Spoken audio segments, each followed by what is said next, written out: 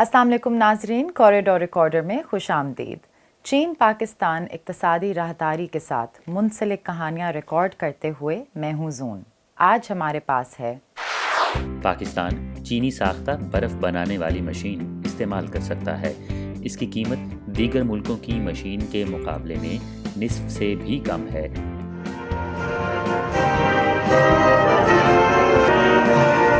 बांस और बैत के लिए बैनुल-अक़वामी नेटवर्क INBAR बांस और बैत के फ़रोग़ के लिए वाहिद बैनुल-अक़वामी तरक्याती तंजीम है।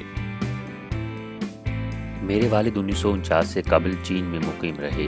मैंने कई बरस चीन में तालीम हासिल की और काम किया।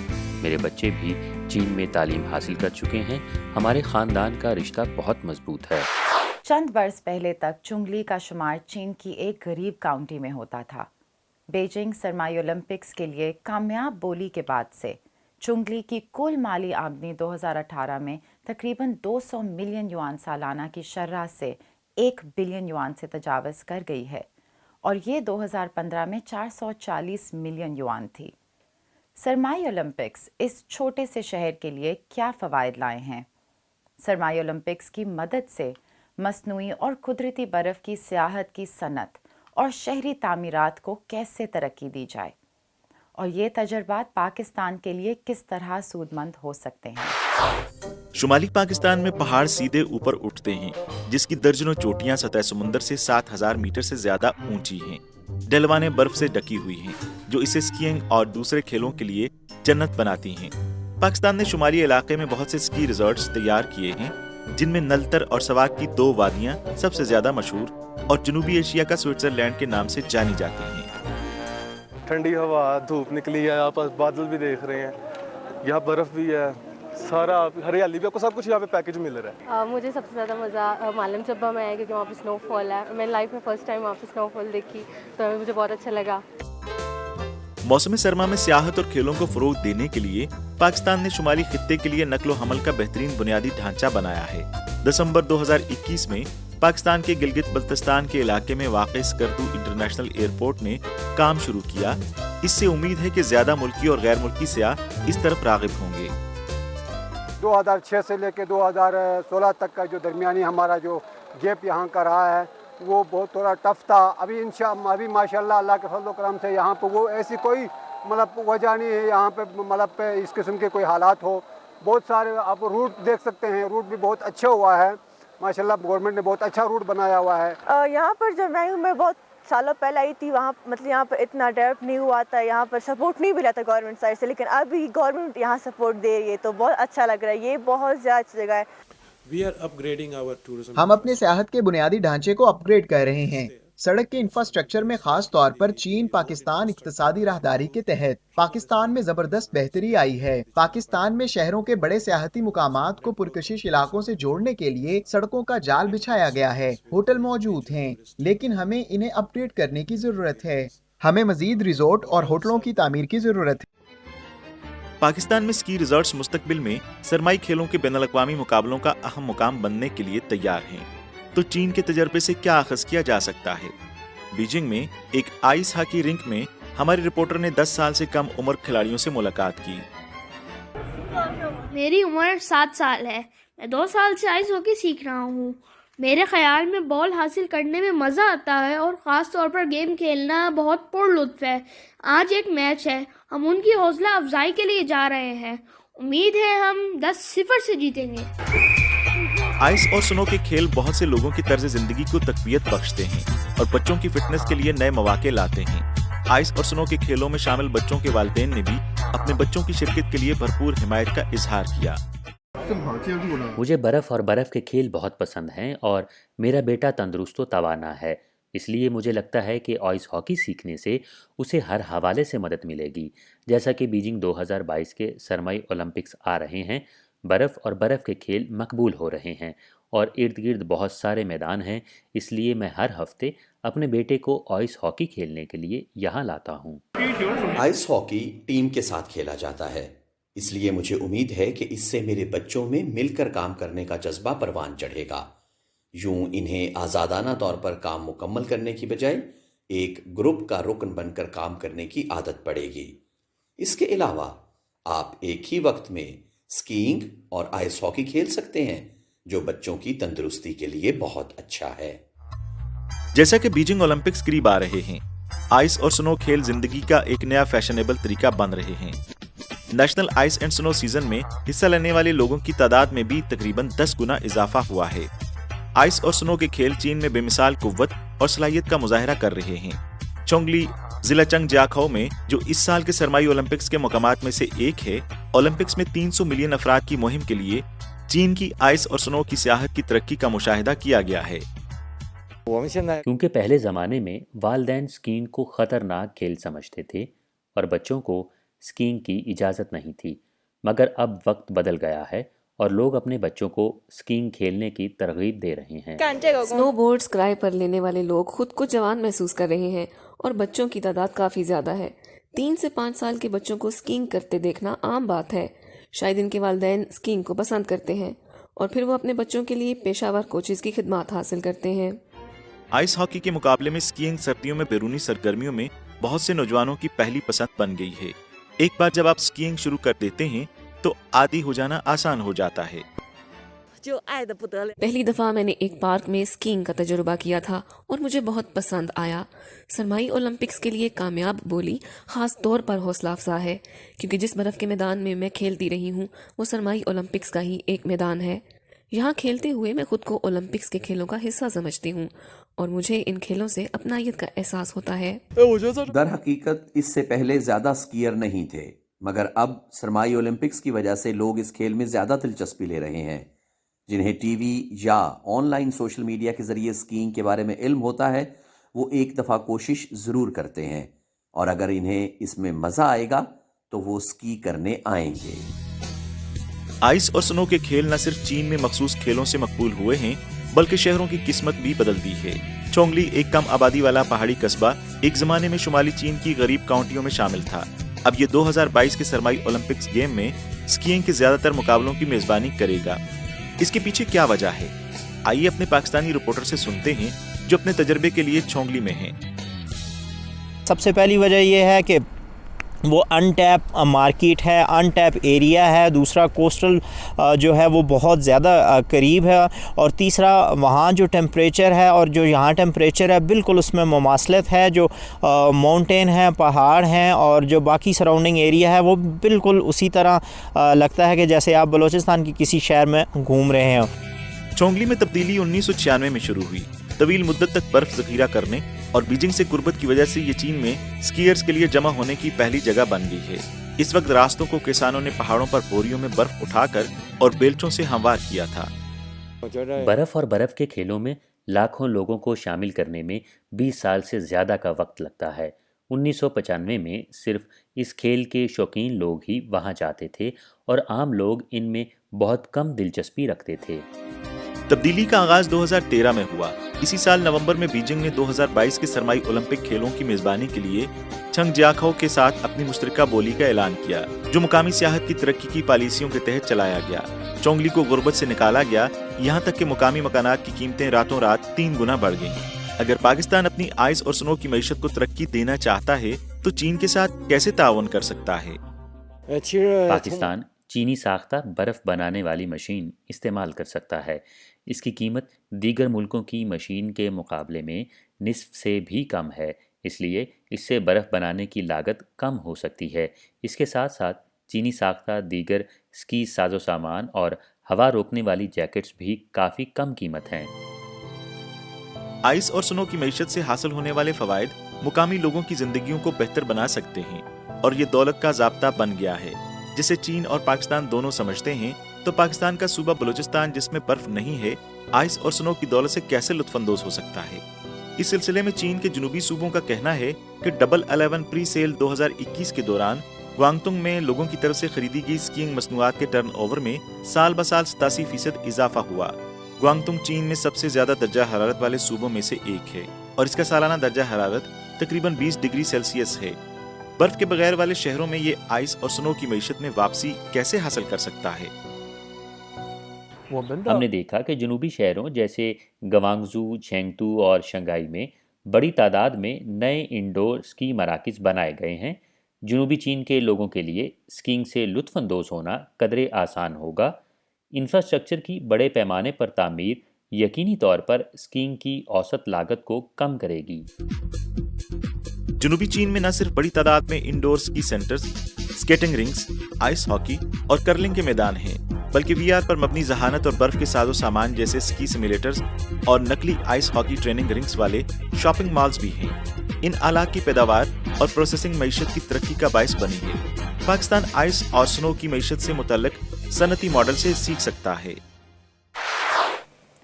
بین الاقوامی بانس اور بید آرگنائزیشن کے 48ویں رکن کے طور پر میزبان پاکستان کا چند روز قبل بیجنگ میں ان بار کے صدر دفتر میں پرچم کشائی کی ایک شاندار تقریب میں استقبال کیا گیا۔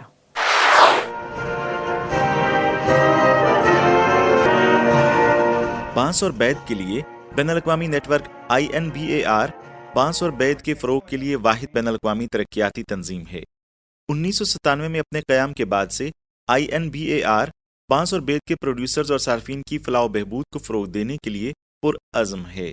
پاکستان کو 1997 سے INBAR کے ساتھ مبصر کا درجہ حاصل تھا اور صدر پاکستان کی طرف سے الحاق کی دستاویز پر دستخط کرنے کے بعد 2021 میں باضابطہ طور پر INBAR میں شامل ہوا۔ 2019 میں بین الاقوامی بانس اور بید آرگنائزیشن کے بورڈ آف ٹرسٹیز کے شریک چیئرمین پروفیسر چیانگ زی خوئی نے پاکستانی وزیر اعظم عمران خان سے ملاقات کی۔ بین الاقوامی بانس اور بید آرگنائزیشن کے ہیڈ کوارٹر کا حالیہ برسوں میں بیجنگ کے پاکستانی سفارت خانے سے متعدد وفود نے دورہ کیا، لہٰذا بین الاقوامی بانس اور بید آرگنائزیشن کے 48ویں رکن ملک کے طور پر پاکستان کا گرم جوشی سے استقبال کیا گیا۔ بین الاقوامی بانس اور بید آرگنائزیشن پاکستان کو بانس کے شعبے کی ترقی میں مدد کرنے کے لیے تیار ہے۔ پاکستان بانس کے وسائل سے مالا مال ہے اور اعلیٰ معیار کے بانس سے مستفید ہوتا ہے، جو متحدہ عرب امارات، افغانستان اور ایران میں بڑے پیمانے پر مقبول ہے۔ نئے خام مال کے طور پر برآمد ہونے کے علاوہ بانس اکثر پاکستان میں چھت سازی کے سامان، سہاروں اور بانس کے پردوں کی تیاری میں استعمال ہوتا ہے۔ تاہم بانس کی پروسیسنگ ٹیکنالوجی اور پپوندی کی کمزور مزاحمت کی وجہ سے پاکستان سمیت دنیا بھر میں بانس کے وسائل ہزاروں سالوں سے زیادہ تر کچے بانس کے استعمال اور بانس کی پٹی کی بنائی کے ابتدائی مرحلے میں رہے ہیں۔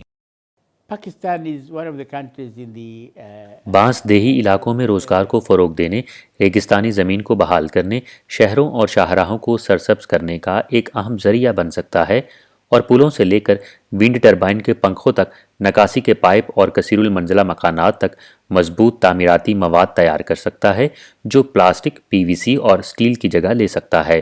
پاکستان بین الاقوامی بانس اور بید آرگنائزیشن کے 47 رکن ممالک سے بہت کچھ سیکھ سکتا ہے اور خاص طور پر چین سے، جو بانس اور بید کی مصنوعات کا سب سے بڑا پیداواری ملک ہے۔ چین میں بانس کی اقسام دنیا کی کل اقسام کا 1/3 حصہ ہے۔ INBAR کے قیام اور ترقی کو چینی حکومت کی بھرپور حمایت حاصل ہے۔ چین میں اس وقت بانس کے پودوں کی 530 سے زیادہ اقسام ہیں، جن میں 2020 تک 6.73 ملین ہیکٹر بانس کے جنگلات بھی شامل ہیں۔ دنیا میں جنگل کے وسائل میں کمی اور ماحولیاتی تحفظ کو مضبوط بنانے کے ساتھ آگہی، بانس سے لکڑی کی جگہ لے کر اور پلاسٹک کو بانس سے بدلنا ایجنڈے میں شامل ہے۔ چینی بانس کی مصنوعات روایتی ٹیکنالوجی کو توڑ کر تیزی سے ترقی کر رہی ہیں۔ یہ حالیہ برسوں میں تیار کی گئی ایک نئی ٹیکنالوجی ہے جس میں بنیادی طور پر بانس کو زیر زمین پائپ کوریڈور بنانے کے لیے استعمال کیا جاتا ہے، جسے بیلٹ اینڈ روڈ منصوبے کے تحت بنیادی ڈھانچے کی تعمیر کے منصوبوں کے لیے استعمال کیا جا سکتا ہے۔ یہ درپیش عالمی چیلنج کا فطری حل ہے۔ یہ سیمنٹ، سٹیل، PVC کو بانس سے بدل دیتا ہے۔ عام طور پر پائپ کوریڈورز کی سروس کی زندگی تقریباً 50 سال ہوتی ہے، لیکن لیبارٹری ٹیسٹ کے مطابق بانس کے پائپ کی راہداری 90 سال تک چل سکتی ہے۔ بیجنگ چین میں INBAR کے ہیڈ کوارٹر میں ویجن 6 صحافیوں کو INBAR نمائشی ہال کے دورے پر لے گئے۔ وسیع نمائشی ہال بانس اور بید کی جدید مصنوعات سے بھرا ہوا ہے، جیسے کہ بانس کی پلیٹیں، فرنیچر، دسترخوان، الیکٹرانک مصنوعات۔ بانس نہ صرف زندگی کے ہر پہلو میں سرایت کر چکا ہے بلکہ سائنس اور ٹیکنالوجی کی طاقت سے بھی مالا مال ہے۔ یہ ہمارے لیے ایک خلائی تحفہ ہے، ایک نیا تصور۔ اب ایروسپیس انڈسٹری بہت اچھی طرح ترقی کر رہی ہے۔ ہم بانس اور بید کے پھولوں کے بیجوں کو خلا میں ڈالنے اور ریموٹ سینسنگ ٹیکنالوجی کے ساتھ بانس اور بید کی کاشت کرنے کے لیے متعلقہ شراکت داروں کے ساتھ کام کرنے کے لیے بھی تیار ہیں۔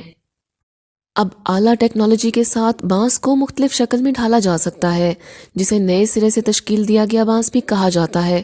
فیکٹری میں بانس ایک قسم کا مواد ہے۔ ہائی پریشر کولڈ پریسنگ اور ہاٹ پریسنگ کے بعد یہ چوکور لکڑی بن جاتی ہے۔ آپ اسے کاٹ سکتے ہیں اور اپنی مرضی کی چیزیں بنا سکتے ہیں۔ USB، فلیش ڈسک، کی بورڈ اور ماؤس سبھی بانس سے بنے ہیں۔ باورچی خانے کے برتن، چھریاں، کانٹے اور چمچ بنانے کے لیے لکڑی کے بجائے بانس کا استعمال نہ صرف لکڑی کی کھپت کو کم کرتا ہے بلکہ اس سے پروسیس شدہ اور ڈیزائن کیے گئے کچن کی چیزیں اپنی خوبصورتی کی وجہ سے یورپی منڈی میں بھی بہت مقبول ہیں۔ مثال کے طور پر اس بانس کے گوشت، سبزیاں اور پھل کاٹنے والے بورڈ کو لیں۔ بین الاقوامی اعداد و شمار کے مطابق چونکہ اس بورڈ کو یورپی منڈی نے قبول کیا، اس کی تجارتی قیمت بانس کی پوری تجارت کا 1/4 ہے، جو لکڑی کی جگہ لینے میں بہت اہم کردار ادا کرتی ہے۔ چین میں بانس اپنی منفرد شکل کے ساتھ میانہ روی اور سالمیت کے جذبے کی نمائندگی کرتا ہے۔ بانس کی ثقافت کو طویل عرصے سے چینی روایتی ثقافت میں ضم کیا گیا ہے۔ آج کل بانس کی مختلف مصنوعات کے ابھرنے کے ساتھ بانس کی صنعت کے معاشی فوائد آہستہ آہستہ دیکھے جا رہے ہیں۔ بانس کی صنعت کی ترقی کو تیز کرنے کے بارے میں National Forestry and Grassland Administration کی طرف سے جاری کردہ ایک دستاویز کے مطابق چین کی بانس کی صنعت کی کل پیداوار کی قیمت 2025 تک 700 بلین یوان سے تجاوز کر جائے گی اور 2035 تک یہ 1 ٹریلین یوان سے تجاوز کر جائے گی۔ چین بانس کی صنعت کا ایک جدید نظام بنائے گا جس میں بانس کی اہم مصنوعات عالمی ویلیو چین کے اعلیٰ سرے میں داخل ہوں گی۔ چین کی حکومت کئی دہائیوں سے غربت کے خاتمے، دیہی احیاء اور ماحولیاتی تحفظ کے لیے بانس کا استعمال کر رہی ہے۔ بین الاقوامی بانس اور بید آرگنائزیشن کے رکن ملک کے طور پر پاکستان چین کی شراکت سے منعقدہ بانس کی ٹیکنالوجی اور علم کے فروغ کے تربیتی پروگراموں میں شرکت کرے گا۔ یہ اپنے بانس سیکٹر کو ترقی دینے کے لیے بین الاقوامی بانس اور بید آرگنائزیشن کی تحقیق، ٹیکنالوجی کی منتقلی اور اس منصوبے سے ملنے والے مواقع کو بھی استعمال کر سکے گا۔ افریقہ اور ہندوستان جیسے کئی ممالک میں بانس کو گھاس سمجھا جاتا ہے۔ عام لوگ زمین کے بڑے رقبے کے مالک نہیں ہو سکتے۔ یہ غریبوں کا دوست ہے کیونکہ اگر یہ گھاس ہے تو لوگ اسے اتفاق سے چن سکتے ہیں۔ بانس تیزی سے بڑھتا ہے۔ بانس دنیا میں سب سے تیزی سے بڑھنے والا پودا ہے۔ اس لیے بانس ان ممالک میں لوگوں کے لیے بہت زیادہ اہمیت کا حامل ہے جہاں لکڑی کے وسائل کی کمی ہے۔ اب ہم انہیں ان بانسوں کو استعمال کرنے کی تربیت دے رہے ہیں۔ چین کے علاقے جیانگ سے تعلق رکھنے والے بانس سے کوئلہ بنانے والے ماہرین نے ایتھوپیا، افریقہ میں لوگوں کو مسلسل 4 سال تک تربیت دی ہے۔ اب مقامی لوگوں کے پاس بانس سے کوئلہ بنانے کے لیے اپنے کارخانے ہیں۔ معدنی کوئلے کے بجائے بانس کا کوئلہ خاص طور پر ماحولیاتی تحفظ کے لیے اچھا سمجھا جاتا ہے۔ چین اور پاکستان بھی اس سلسلے میں تعاون کی کوشش کر سکتے ہیں۔ چین اور بین الاقوامی بانس اور بید آرگنائزیشن بانس کی مناسب انواع کی تحقیق اور متعلقہ ٹیکنالوجیز، آلات اور تجربات کے اشتراک میں پاکستان کی مدد کرنے کے لیے تیار ہیں۔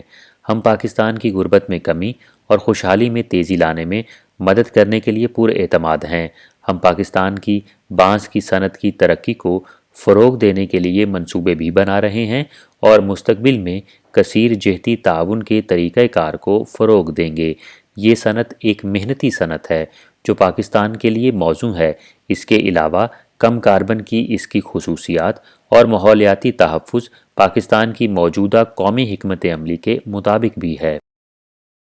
چین اور INBAR کی مسلسل کوششوں سے پوری دنیا کے لوگوں نے بانس اور بید کی قدر کے بارے میں اپنی سمجھ میں نمایاں بہتری لائی ہے۔ بانس اور بید غریبوں کی لکڑی سے تسلیم شدہ سب سونے میں تبدیل ہو گئے ہیں۔ بانس اور بید کے بارے میں لوگوں کی فطری سمجھ کو توڑنا اور بانس اور بید کی جدید ایپلیکیشنز تیار کرنا، ماحول اور ماحولیاتی تحفظ، غربت کے خاتمے اور عالمی منصفانہ تجارت کو فروغ دینے میں INBAR کا منفرد کردار مستقبل میں بھی پاکستان کو فائدہ دے گا۔ انسانیت کے لیے اس طرح کے متنوع استعمال کے ساتھ کسی دوسری فصل کا تصور کرنا مشکل ہے۔ بہت سی صنعتوں میں بانس کا وسیع استعمال لکڑی کے قیمتی وسائل کو کمی سے بچانے میں مدد فراہم کر رہا ہے۔ ہمیں امید ہے کہ 10 بلین ٹری سونامی منصوبے کے ایک حصے کے طور پر بانس اور بید پاکستان کی پائیدار ترقی کے لیے کلیدی کردار ادا کر سکتے ہیں۔ کہ Pakistan will be able to ہم سمجھتے ہیں کہ بین الاقوامی بانس اور بید آرگنائزیشن میں پاکستان کی شمولیت پاکستان اور تنظیم دونوں کے لیے ایک سنگ میل ہے۔ بانس پاکستان میں اگتا ہے اور پہلے سے ہی چھت سازی کے سامان، سہاروں، عارضی رہائش گاہوں اور گھریلو اشیاء جیسے ٹوکریاں اور چٹائیاں بنانے کے لیے استعمال ہوتا ہے۔ تاہم یہ شعبہ بہت بڑا ہو سکتا ہے۔ بانس پاکستان میں بہت سے لوگوں کے لیے آمدنی کا ایک اہم ذریعہ ہو سکتا ہے اور ساتھ ہی پاکستان کے 10 بلین ٹری سونامی جیسے اقدامات کا ایک اہم حصہ بھی ہو سکتا ہے۔ ضمیر احمد اوان پاکستان کے ایک سابق سفارتکار اور ماہر چین ہیں جو کئی سالوں سے چین میں مقیم رہے اور متعدد ناقابل فراموش واقعات کا مشاہدہ کرتے رہے۔ انہیں 2010 میں بیجنگ میں پاکستانی سفارت خانے میں سائنس کونسلر کے طور پر تعینات کیا گیا تھا اور انہوں نے دونوں ممالک کے درمیان سائنس اور ٹیکنالوجی تبادلوں کے تعاون کو فعال طور پر فروغ دیا۔ اس وقت ضمیر اوان صاحب نسٹ یونیورسٹی میں پروفیسر کے طور پر سی پیک اور بی آر آئی کے بہتر مستقبل کے لیے کام کر رہے ہیں۔ آج کے پروگرام میں ہم اوان صاحب کی کہانی ان کی زبانی سنتے ہیں۔ My father lived in Shanghai before partition. میرے والد 1949 سے قبل چین میں مقیم رہے۔ میں نے کئی برس چین میں تعلیم حاصل کی اور کام کیا۔ میرے بچے بھی چین میں تعلیم حاصل کر چکے ہیں۔ ہمارے خاندان کا رشتہ بہت مضبوط ہے۔ ضمیر احمد اوان کا چین کے ساتھ تعلق شنگھائی شہر سے شروع ہوتا ہے، جہاں انہوں نے 1980 سے 1987 تک شنگھائی یونیورسٹی میں میکینیکل مینوفیکچرنگ میں تعلیم حاصل کی۔ اس وقت چین میں نسبتاً مشکل حالات زندگی کے باوجود چینی اساتذہ نے ان کے ساتھ بیٹے جیسا سلوک کیا۔ Yes, I am very lucky one that I have opportunity to study in China. میں بہت خوش قسمت ہوں کہ مجھے چین میں تعلیم حاصل کرنے کا موقع ملا۔ ایک حدیث ہے، علم حاصل کرو چاہے اس کے لیے تمہیں چین ہی کیوں نہ جانا پڑے۔ چنانچہ میں نے اس پر عمل کیا۔ میں نے اعلیٰ تعلیم کے لیے چین کا سفر کیا۔ میں 18 سال کی عمر میں حصول علم کی خاطر شنگھائی آیا تھا۔ میں نے یہاں چینی دوستوں کے ساتھ اعلیٰ تعلیم کے لیے 6.5 سال گزارے۔ اوان اور ان کے خاندان کے لیے شنگھائی ایک خاص مقام ہے۔ Shanghai is a special place I love. Shanghai مجھے خاص طور پر پسند ہے۔ میرے والد، میرا بیٹا اور میں سب شنگھائی میں مقیم رہ چکے ہیں۔ میرے والد 1949 سے قبل شنگھائی میں رہے۔ میں نے شنگھائی میں تعلیم حاصل کی اور 5-6 سال وہاں رہا۔ میرے بیٹے نے شنگھائی میں تعلیم حاصل کی اور وہ 5 سال وہاں رہا۔ ہم شنگھائی کے رہنے والوں کی نئی نسل ہیں۔ ہم شنگھائی لہجے میں بولی بول سکتے ہیں، جیسے نونگ ہاؤ یعنی ہیلو، شے نونگ یعنی شکریہ۔ اوان نے اس وقت کی یادیں تازہ کی جب وہ 1980 کی دہائی میں شنگھائی آئے تھے تو چین اصلاحات اور اوپن پالیسی کے ابتدائی مرحلے پر تھا۔ ان کی نظر میں اب تک چین میں بڑی تبدیلیاں رونما ہو چکی ہیں۔ I traveled to China in 1980s. جب میں نے 1980 کی دہائی میں چین کا سفر کیا تو چین اصلاحات اور اوپن پالیسی کے ابتدائی مرحلے سے گزر رہا تھا۔ اس وقت چین کافی غریب اور پسماندہ تھا۔ خوراک کی کمی، اشیاء صرف کی کمی، بنیادی ڈھانچے کا فقدان اور نقل و حمل کا نظام ناقص تھا۔ لیکن چین نے تیزی سے ترقی کی اور معاشی خوشحالی نظر آنے لگی۔ چند ہی سالوں میں ہم نے چینی معاشرے میں نمایاں ترقی دیکھی۔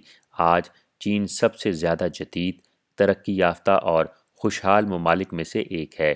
چینی عوام کی قوت خرید کسی بھی دوسرے ملک کے مقابلے میں کہیں زیادہ ہے۔ انہوں نے مزید کہا کہ آج چین ایک جغرافیائی سیاسی طاقت کے طور پر ابھرا ہے، جس کی وجہ communist party of China CPC کی محنت اور جدوجہد ہے۔ ضمیر اوان نے ایک دفعہ اپنے ایک مضمون میں لکھا تھا کہ چین کا تقریباً 885 ملین لوگوں کو غربت سے نکالنا ایک معجزہ ہے۔ حالیہ تاریخ میں دنیا کے کسی اور ملک نے ایسی شاندار کامیابی حاصل نہیں کی۔ اس کا کریڈٹ چینی قیادت، گڈ گورننس اور عوام کی محنت کو جاتا ہے۔ CPC is one of the oldest political party. CPC دنیا کی قدیم ترین سیاسی جماعتوں میں سے ایک اور سب سے بڑی سیاسی جماعت ہے۔ CPC کی تاریخ محنت کے ذریعے کامیابیوں سے بھری پڑی ہے۔ انہوں نے بہت سے اہم سنگ میل حاصل کیے اور CPC کی کامیابی کی کہانی بے شمار میگا ایونٹس سے بھری پڑی ہے۔ باقی دنیا کو چین کو مبارکباد دینی چاہیے اور چین کے تجربے سے سیکھنا چاہیے۔ عوام کے لیے چین پاکستان دوستی کے لیے کام اور چینیوں سے دوستی ان کی سب سے بڑی خوشی ہے۔ انہیں 2010 میں بیجنگ کے پاکستانی سفارت خانے میں سائنس کونسلر کے طور پر تعینات کیا گیا تھا۔